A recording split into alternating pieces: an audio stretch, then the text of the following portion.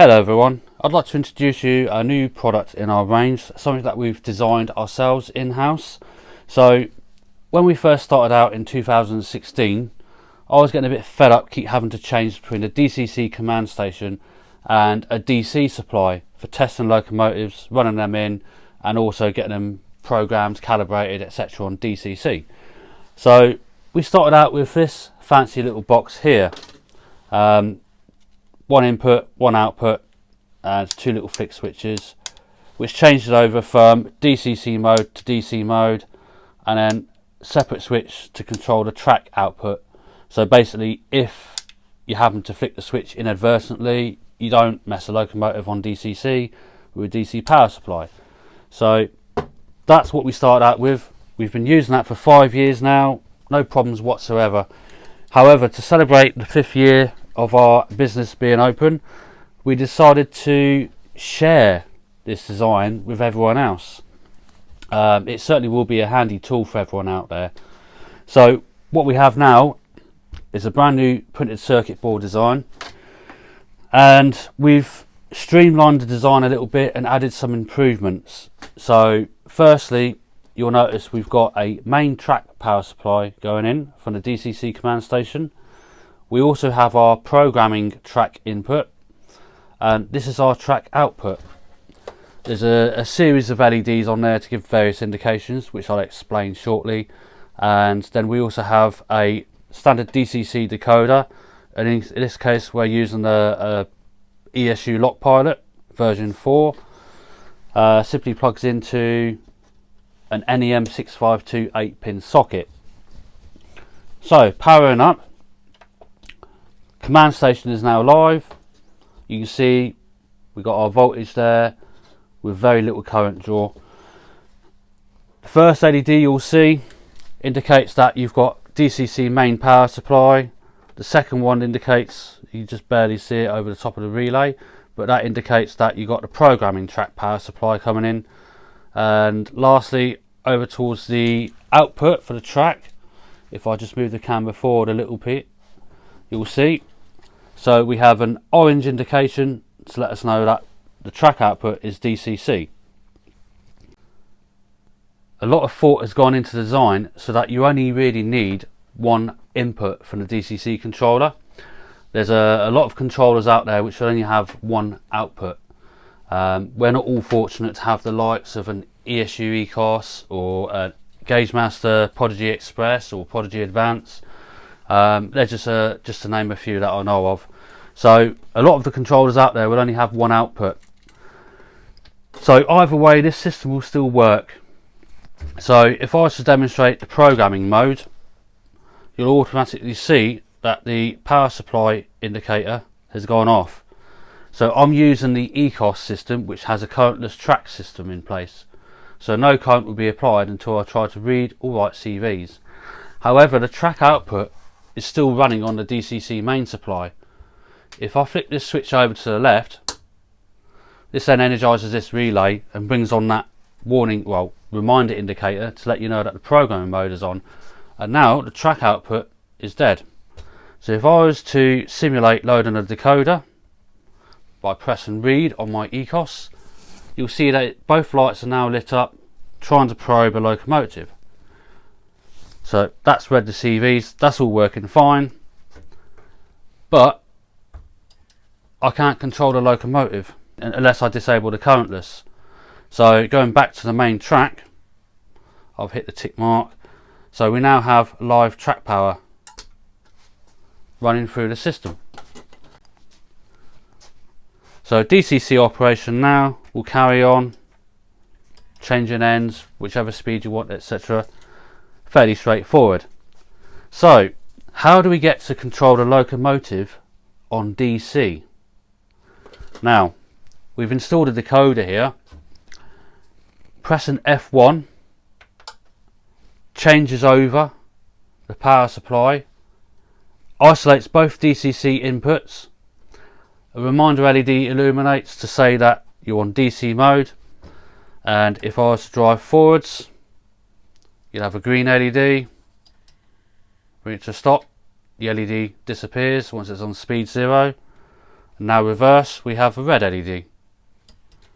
So that's a good indication of what the track's doing. And if I was to zoom out and reposition that slightly, you will see going forward those LEDs there are green, and backwards red. So that just proves that the track is only being fed DC. Pressing F1 on my controller, you'll see they're now orange, indicating that I've got a DCC supply. So that's pretty much it, to be honest. So this will be available in two options. The first option, it will be shipped without a decoder fitted, and the second option, it will be installed with an Zimo MX600 before it leaves us. So the MX600 decoder will be programmed and set up to work straight out of the box with an address set which will be available on the instructions. And to quickly run through the connections, with a 2 output DCC command station, you will have the main output and also a programming track output. So you'll install your main on this connection here, your programming track output onto the center connection, and the track output goes straight to your test track. And that's if you're fortunate to have a system like the ESU ECOS, or perhaps you've got a Gauge Master Prodigy Express or the advanced system. These three systems come with 2 outputs, one main and the other program. There are many other controllers out there, I can't name them all, to be honest. However, there are some, like the NCE Power Cab, which will only have a single output. So in this case, you don't use a center connection, you will always plug everything in on the main.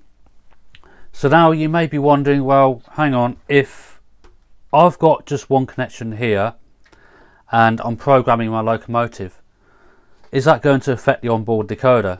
Well, in theory, yes, it would. However, some decoders have a programming mode decoder lock feature. So with the Zimo system, it uses CV144, I believe, which then locks this decoder out for any service mode programming. So you can quite happily make any changes on your locomotive, knowing full well it won't change anything on the decoder, not even the address. You also note as well that even though you've got your DCC input, the programming reminder LED will always light up. You can hear the relay clicking,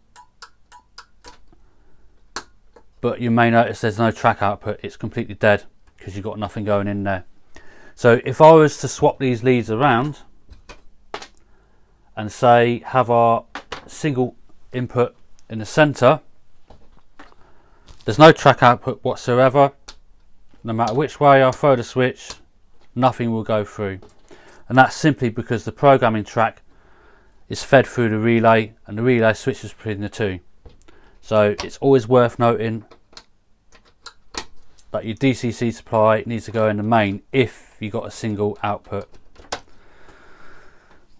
So for an easy user experience, we would recommend that you purchase this with the supplied MX600 decoder.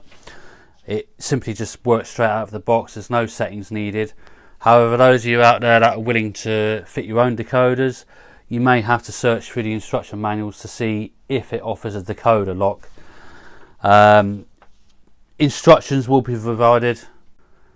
There will be a QR code on the outside of the box which you can scan in on your mobile phone, and this will provide a link directly to our website where you can download the instructions for this. However, we'll also post the instructions on the page where you purchase this from anyway. So basically, to round this all off, I think it's a really good idea. We've been using it for 5 years without fail now. Obviously, we've been using this old faithful box. We've now modernised it, streamlined the design. It's available for everyone else to enjoy as well now. So that's all part of our celebrations for 5 years of Mark's Trains. I really think this is a good idea. It's quite user friendly, and it's certainly less hassle having to change wires over all the time I always thought it was a pain in the backside when I first started out. So there you are. So thank you very much, everyone. I hope you enjoyed this video. Don't forget to like and subscribe. Thank you. Goodbye.